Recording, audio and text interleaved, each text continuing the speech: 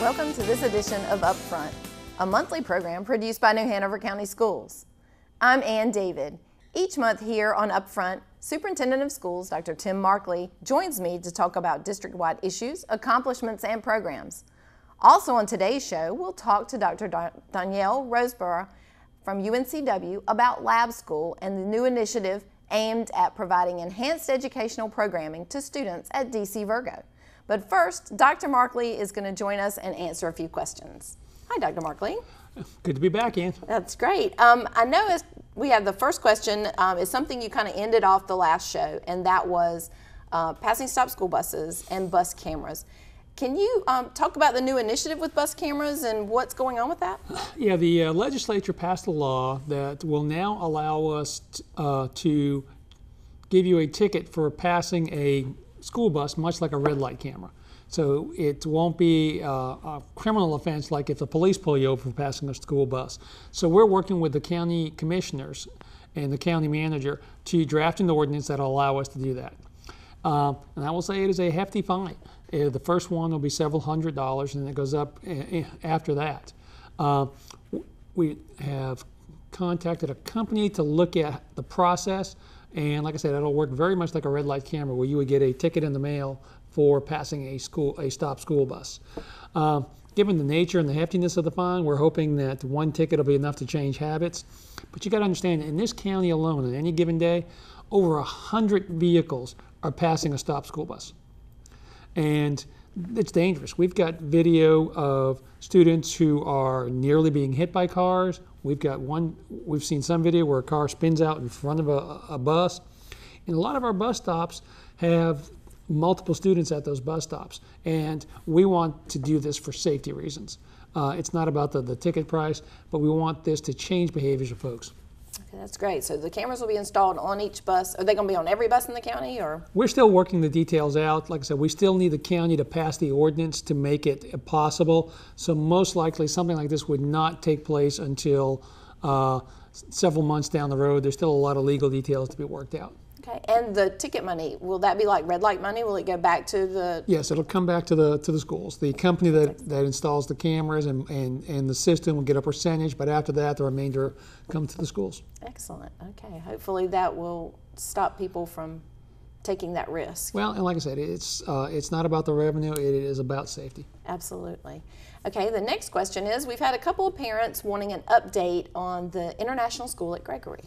It is going well. We are in our second full year at Gregory. We actually had a waiting list of students for kindergarten this year. And it's kind of interesting because with class size legislation, dual language programs are the one program that's exempt from class size legislation, because once you start that, you can't move into a dual language program in second or third grade. So but even with those increased numbers because of that, we still had a waiting list. So that is moving along. Our middle school students are progressing. They're doing Mandarin Chinese, which has been truly an interesting program to go see. So we're excited about that program as it continues to grow. Well, that's so exciting. I'm sure that the students there are learning quite a bit. I've been in that school, and It's amazing to see students walking around and speaking to each other in a different language. Yeah, it is fun to watch. Like it's a common thing for them to do. So I'm sure they're learning an incredible amount at such a young age. The next question, it seems like we just started school, but everybody's thinking about next year because picking schools and student assignment is kind of a big ordeal sometimes. And I've had several parents ask, what is the process for students to be reassigned? And they want to know what the thing about hardship is. What does hardship constitute? How does that work? Every year the board, and right after the first year, goes through the annual student assignment process. And what that is based on where you live, you're assigned your school. You can ask for exceptions to those assignments for a number of reasons.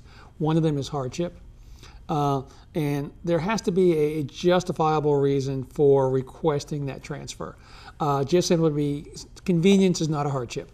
So if there's a medical situation that is the most likely one that creates those kinds of hardships. There are often some very entangled legal custody issues that may create a hardship that we look at. But the board is very reluctant to grant any kind of hardship or reassignment to the school that you're not assigned to, particularly since we're looking at, if not this year, next year, redistricting at the middle and high school level, because we've got Laney sitting with 600 students over capacity. So we need to do some things to balance out those schools. And so that tends to bring in a lot of reassignment. Well, I'm at this school, I don't really want to leave. So the board's kind of reluctant to reassign students into schools that may be overcrowded. Okay.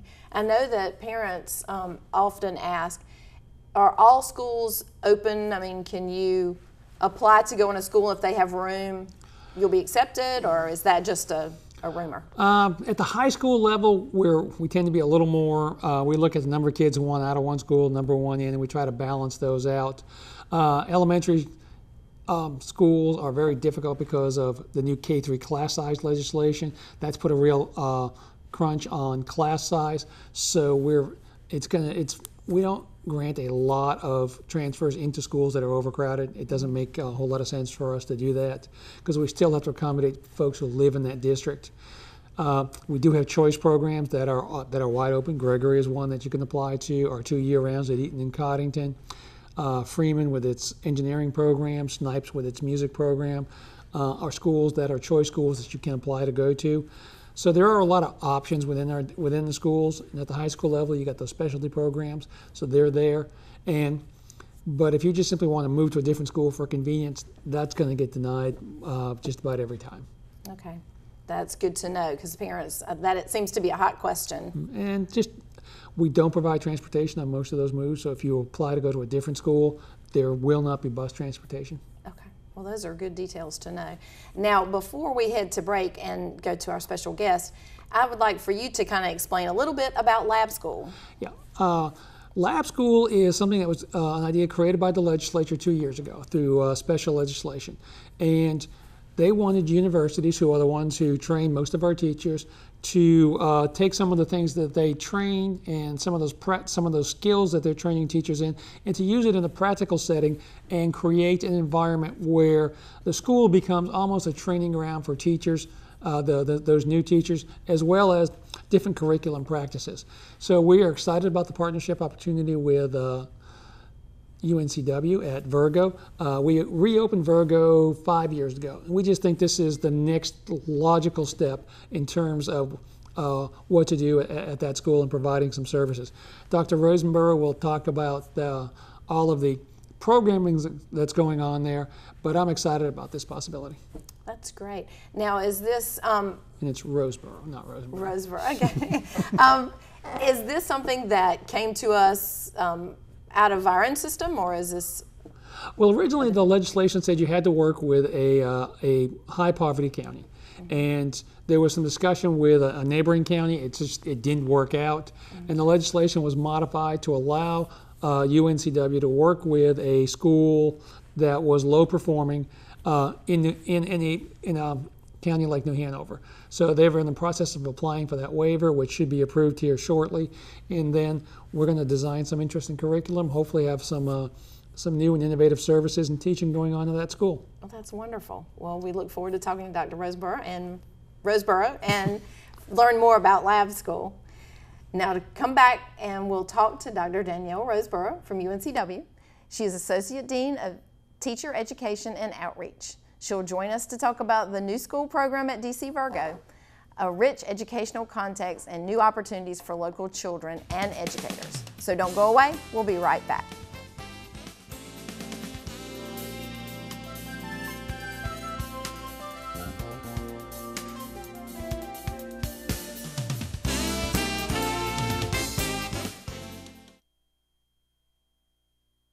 Your company can join these local businesses in offering students with disabilities the much-needed experience to compete in today's job market.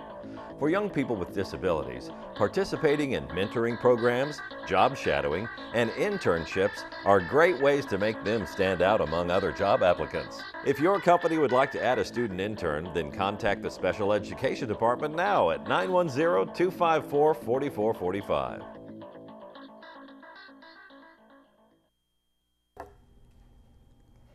Welcome back to Upfront with the Superintendent. The proposed lab school in New Hanover County is one of 9 slotted for development by recently passed legislation. The Lab School initiative is aimed at providing enhanced educational programming to students in low-performing schools and will be a unique opportunity for collaboration between UNCW, DC Virgo, and our school district. Joining us this month to talk about the program from UNCW is Dr. Danielle Roseborough. Dr. Roseborough, we're so glad to have you. Thank you for having me. And this sounds like a wonderful concept. Tell us a little bit about Lab School. I know Dr. Markley touched on it, but I'd like for you to explain it in depth. And how did we get here? How did Lab School end up in New Hanover County? So, big picture, lab schools have been in existence since the late 1800s at the very least, when the University of Chicago started lab schools. And there are other lab schools across the country, so we're not the first. The state of North Carolina, however, decided that they were going to legislate that 8, now 9, originally was 8 universities, now it's 9, will have lab schools. So what it means is that a university will operate a public school and will provide additional resources to that school. So we look at it as an opportunity to create these incredibly fantastic, awesome model schools where students get access to additional services that they might not have had were it not a lab school. Now, explain some of the interactions between UNCW. You said wonderful programs, so kind of get down to the details. What exactly takes place in a lab school? It depends on what the teachers and the principal and the university personnel decide will be the focus of the curriculum. So we are really early in the planning process. We're still getting community feedback and input. We want to make sure that the families understand what's about to happen and agree with the possibility of it being a lab school. So we're still in the proposal phase, but existing already at Virgo is a STEAM focus, which is a focus on science and technology and engineering, mathematics, and the arts. So we are planning around that existing focus because the teacher's already comfortable with it. It's actually a really great way to secure additional resources for the school. There's some things that are really happening in place already that we want to keep. So initial conversations have been that we'll build around the STEAM focus, and we will focus on inquiry-based instruction, which means that kids learn to ask questions and problem solve on their own as a part of the curriculum. And that to me is what's really exciting. Oh, that is, because if they ask questions, then they can learn, and they have to, not be afraid to make that inquiry. Now, you've told me that the basis of Lab School is for UNCW to work and bring resources in, but does it run any differently than a regular middle school? It could potentially. So one of the key pieces that we've been discussing is that it will be a K-8 school. So we'll actually be able to focus on instruction from kindergarten until 8th grade, which we're excited about because we could provide a continuum of services for children at the school and the families that come with those children. But ultimately, we have been talking about creating wraparound services. So what that means is we wouldn't just have education students volunteering or learning in the building. We would potentially have social work students and faculty also collaborating in the building, or nursing students and faculty collaborating in the building. So with that integration of the faculty members with the expertise and students who are learning, we think we can create this incredible partnership with the teachers already at the school to think more comprehensively about the academic program. That sounds wonderful. Now, I know you've mentioned to me before that it would also be a teaching school for the School of Education for UNCW. Explain that to me as well. So what it doesn't mean is that our interns are going to take over the school. That is what it does not mean. Okay. I've heard that. That would not be what we'd want to do. The teachers that are there would have to reapply for their positions, but we want to keep existing teachers there because they have experience. So our student teachers would just come and they would observe and they would help in the classroom, and they would partner. They might do small reading groups. They might do, some other small group activities with the students. But really, it would be more like a co-teaching model. So you have 2 teachers in the classroom if there's an intern working with an existing teacher there. So that, to me, anytime you can put additional trained adults in a classroom, I think that's a phenomenal possibility. And that's actually going on in our regular school system now. I mean, all School of Education students have to do some type of practice teaching. They do. And you know, I'm a parent, so I don't necessarily say, yay, I have an intern coming in my classroom. I know that's not the initial reaction. But because we see the incredible possibilities that the additional person brings in the classroom, being able to help one-on-one with tutoring a child who may need some additional instruction while the full-time regular teacher continues with the whole group instruction, it's just fantastic in terms of what it can provide for students, as long as we have faculty in the building that are assisting and also, you know, providing some additional resources. Well, and it seems like where we normally see an intern or a practice teaching student come in for a short period of time and leave, you're talking about them possibly being there for the entire school year and in and out as volunteers. So the students actually can bond with them from the beginning instead of just that brief practice period. Exactly. So most teacher preparation programs are moving towards a one-year residency model anyway, and many of our programs have moved to 2-year field experiences. So we really want our candidates to get that intensive, immersed experience with one set of kids in a school. So yeah, I think it would be amazing. Well, and you were talking about some interaction between UNCW and the faculty as far as additional training for the existing teachers. Can you explain a little bit about that as well? Because I think that's a wonderful opportunity for the teachers that are there. So the existing teachers will always have to do professional development. The district currently provides some of that. Sometimes they, you know, send them to the Department of Public Instruction to get some professional development. But we have all kinds of faculty and units on campus that could provide professional development to enhance what they've already learned. So that's what we're looking forward to. I think about, we have a Center for Innovation and Entrepreneurship, and I was a social studies teacher. I taught economics in high school. So to me, that would have been fantastic for me to get my kids in that center and talking to business leaders and learning how you actually start a business from the ground up. I would have loved that. And I'm hoping that the teachers there will see those opportunities as well. So not only professional development opportunities, but opportunities to expand that to the students and their families. Exactly.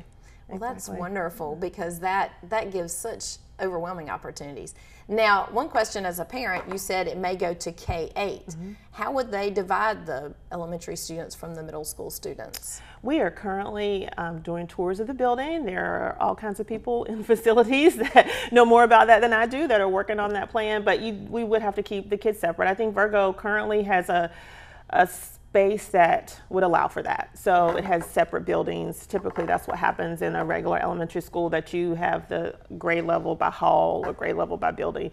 So the space will allow for that. We just have to figure out exactly how it will play out. So we have people that are doing that right now.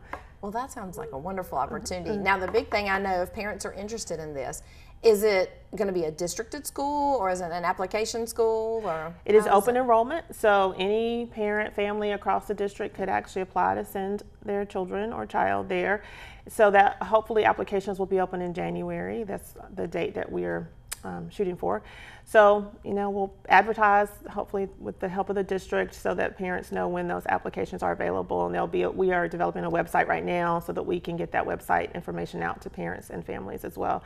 But any student that's already there, I want to emphasize, we want those students to stay and to know that this is still their school. And we just want to open it up to other kids potentially in the district.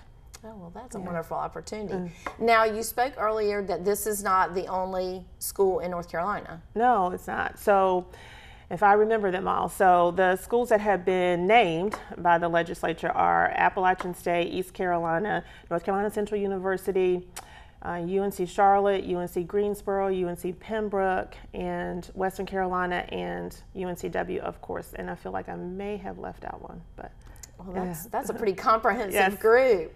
Well, it must be very hopeful for the legislation to have come down. It must be a real promising program. Well, you know, anytime you have a way to think about doing public education differently, it excites those of us who work in education.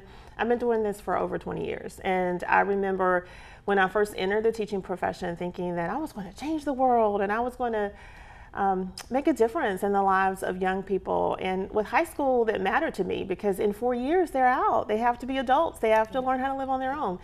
Now we have seen public education go through so many changes, not all of them good. And so this is one of those opportunities that actually gives me hope that we can partner with the school district, we can partner with all kinds of businesses and entities in the city of Wilmington and even beyond, and make this a really comprehensive whole city endeavor.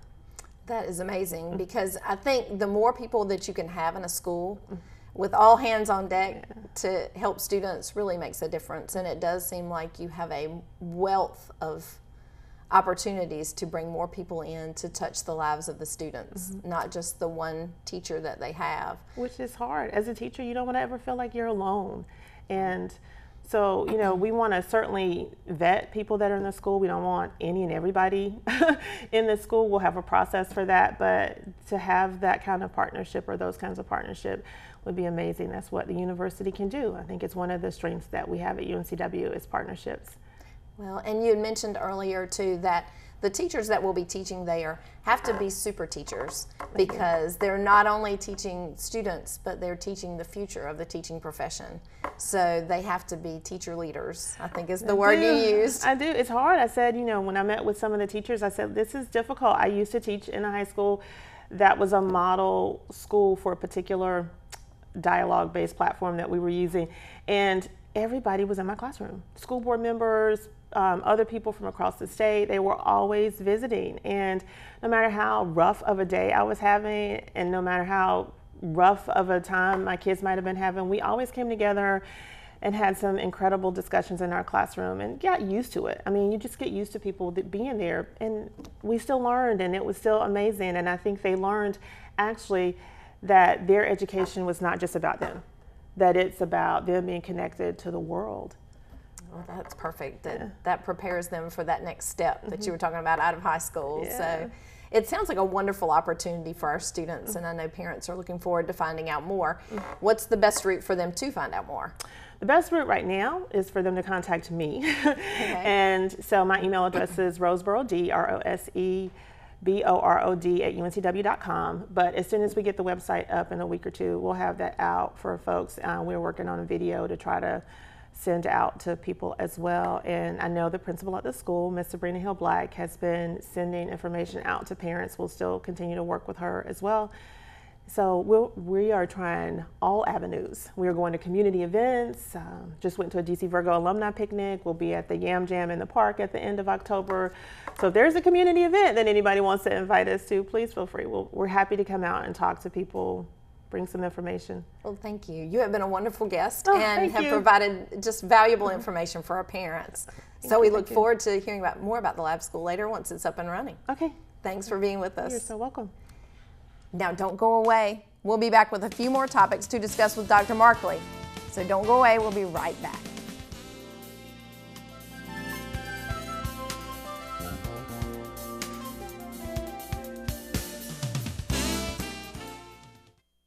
Your School News, covering news that matters for parents, guardians, and greater New Hanover County.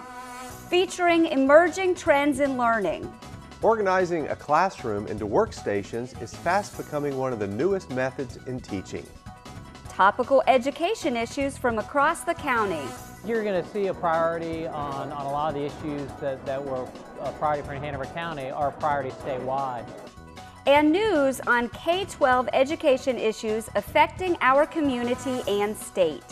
The thing that I'm trying to stress as I go across the state is we need to give schools flexibility. Flexibility to innovate, like right here in this traditional public school, this magnet school. Your School News brings viewers more than 8 hours of school news and information so you know what's happening in the district, what students are learning, how the school system operates, and beyond. Your School News, only on this channel. Welcome back for our final segment here on Upfront with the Superintendent. Now, Dr. Markley has just a few more questions before we end the show today. Dr. Markley, you had mentioned something in our first segment that I wanted you to follow up on, and that was the K-3 class size reduction. Yeah, the legislature passed a law that puts a hard cap on K-3 class size, and that's caused us to have to reduce class sizes in grades K1, 2, 3. And it's also impacts our arts programs. Now, they're supposed to fund those art programs coming into this legislative session, but we'll be watching that closely to see what that looks like. But when you reduce the K-3 class size number, what that does is it forces you to create more classes at those grade levels, which causes the building capacity to be reduced. And also it puts pressure on grades, the upper grades 4 and 5, because there is no class size restriction on those. So we're trying to figure out how to squeeze those into more classes into the same building. And it's caused some interesting things to happen at our schools. A couple of our schools like Parsley and Bradley Creek and others are getting very creative in how they're structuring classes. So we're working through the legislation. Now, I know they've done a class size reduction before. How does this differ from what was done before? Is it even more? Or? Well, in the old class size reduction in class cap rules, you had a class, let's say 20 in the class, but you could exceed that cap by a couple of students, because you have students who come in and come out. We've lost that flexibility in those class sizes, so there are going to be hard caps. And when there's a hard cap, if you go over that, then you're supposed to create another class, and that's going to be create some capacity issues. Oh, absolutely. So hopefully with the new school being opened for new students, that should help some. We're hoping. That sounds good. All right, the next thing I wanted you to kind of update us on, we've talked a good while ago about online learning. We know it's prevalent in our high schools, but we've let the middle schools start doing that. Can you kind of update that, how that's going? What's the breadth of the It's been going on in the middle schools now for about 3 years, and there's an opportunity for middle school students to earn high school credit. And the way we do that is through online. Sometimes we do it with a teacher and online together. But we've seen a huge number of students who have accelerated their learning. So what happens is you take the class in middle school, you get the credit. Now the grade doesn't transfer up to the high school. So they'll get the Earth Science is one. They'll take the Earth Science class, get the Earth Science credit, and they've got a science credit required for high school graduation. And it's worked out really well. It's an opportunity for some of our accelerator learners to really push ahead. So that if you go up to high school, we've got kids now taking calculus a year earlier than they typically would have, and a number of other classes. So we're excited about what this is doing for some of our brightest students. And we've had great success with it. Plus now you got to remember, there's that requirement that every student have an online course to graduate. Because when you go to college, and you've got college-age children, absolutely, a lot of their learning takes place online. It's not always face-to-face. Quite a bit of it is online now. So I think that's remarkable, because it allows students to excel in their areas of interest as well by having the prerequisites taken by the time they get in college. Yeah, and we're seeing language as a popular one. A lot of kids are taking some of the introductory language courses and then accelerating once they move into high school. Well, the opportunities online are far more vast than we can provide in the schools themselves. So that's a wonderful opportunity. Well, that's going to be our last question for today. So we sure do appreciate you joining us, and that wraps up this edition of UpFront. On behalf of Dr. Markley and the staff here at NHCS TV, thanks for watching, and we'll see you again next month for another edition of UpFront with the Superintendent.